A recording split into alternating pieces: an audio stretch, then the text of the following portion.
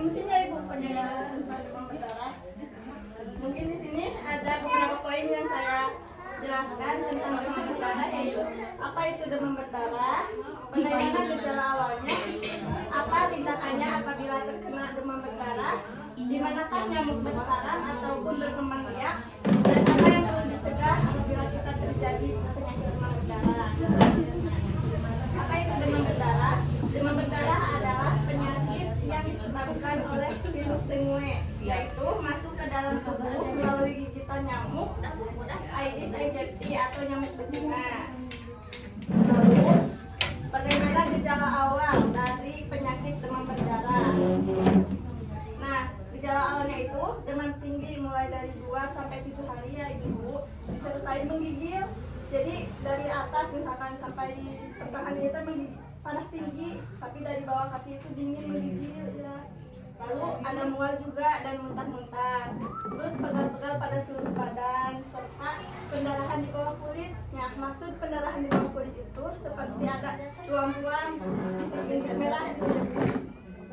Lalu pendarahan lainnya seperti batuk darah, muntah darah, berak darah dan kencing darah. Nah, itu termasuk dari gejala awal datangnya demam berdarah. Lalu selanjutnya, apa tindakan bila terkena penyakit demam berdarah? Di sini ada beberapa poin. Yang pertama, dari penderita banyak minum atau oralit. Jadi jika terjadi dari gejala yang tersebut disebutkan, bisa dikasih banyak minum ya Bu.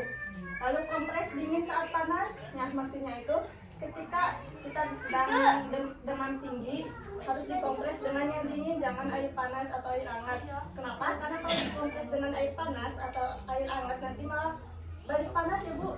Kalau dikompres dengan air dingin ya nanti bakal menyerap gitu.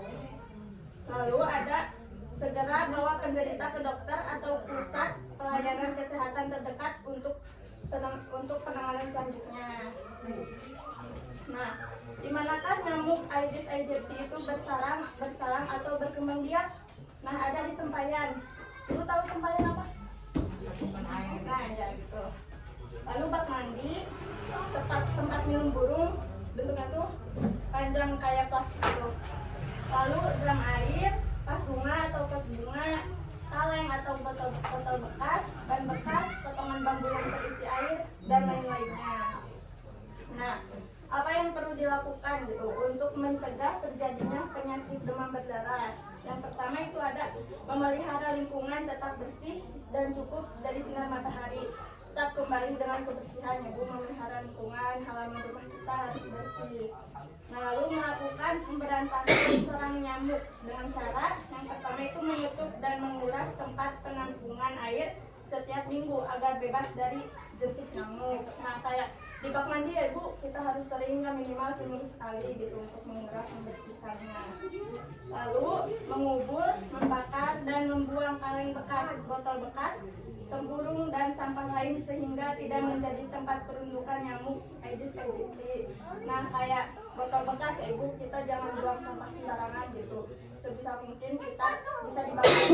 Kalau misalkan kita berbuang ke solokan misalkan ya Bu, nanti bakal terjadinya tersumbat air dan itu bisa juga menjadi berkembang biaknya nyamuk di situ.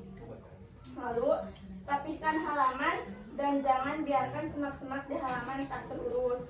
Seperti di halaman rumah kalau ada rumput-rumput, nah kita sebisa mungkin harus kalau udah tinggi rumput-rumputnya kita gunting, jangan sampai membentuk semak-semak seperti itu. Nah, bersihkan selokan agar air dapat mengalir dengan lancar. Nah, seperti yang tadi, kalau kita buang sampah sembarangan dapat menyebabkan mengalirnya air gitu. Tapi kalau tidak dibersihkan, kita memperlancar mengalirnya air itu. Nah, selanjutnya tidak membiarkan kain atau baju-baju tergantung. Nah, ini pasti banyak ya ibu-ibu. Seperti di kamar mandi atau di belakang pintu, kayak baju-baju tergantung atau tumpukan baju. Nah, itu kesempatan bagi nyamuk-nyamuk untuk berkembang biak di sana.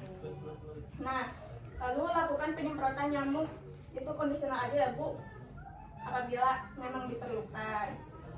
Nah, yang terakhir itu yang terpenting adalah penderita harus diberi banyak minum untuk mengganti cairan yang hilang dari tubuh akibat pendarahan atau keadaan lainnya seperti demam tinggi, karena itu juga menguras cairan dari tubuh kita. Terus untuk menghindari terjadinya shock yang dapat menyebabkan kematian mendadak.